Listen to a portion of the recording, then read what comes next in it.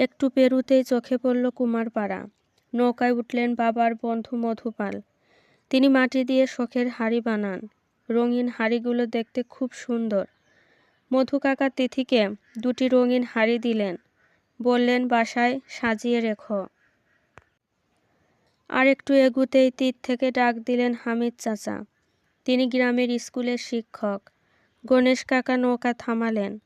বাবা হামিদ চাচাকে বললেন, চলো বেরিয়ে আসি। হামিদ চাচা নৌকায় উঠতে উঠতে বললেন, চলো যাই, ঝড় বাদলের দিন, তাড়াতাড়ি ফিরতে হবে। নৌকা আবার চলতে শুরু করলো।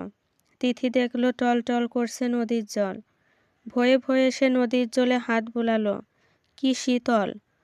অল্প সময়ের মধ্যে ওরা পৌঁছে গেল নদীর চরে। সুন্দর একটা দ্বীপের মতো এই বালুচর। চরের চারদিকে কাটা ঝোপ, ঘাস আর কাশবন। খুঁটে খুঁটে পোকা খাচ্ছে শালিক। ঘাড় বাঁকা করে এক পায়ে দাঁড়িয়ে আছে সাদা বক।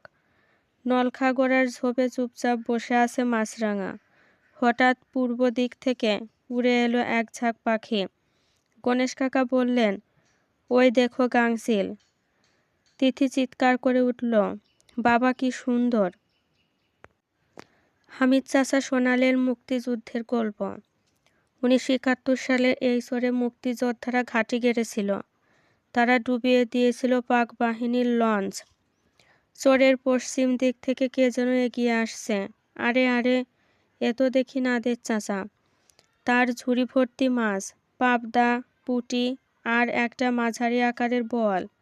তাজা মাছগুলো এখনো নড়ছে। তিথি অবাক হয়ে মাছ দেখল। নাদের চাচা সবাইকে দুপুরে খাওয়ার দাওয়াত দিলেন। গণেশ কাকা বললেন, ফিরতে হবে। হামিদ চাচা আকাশের দিকে তাকালেন।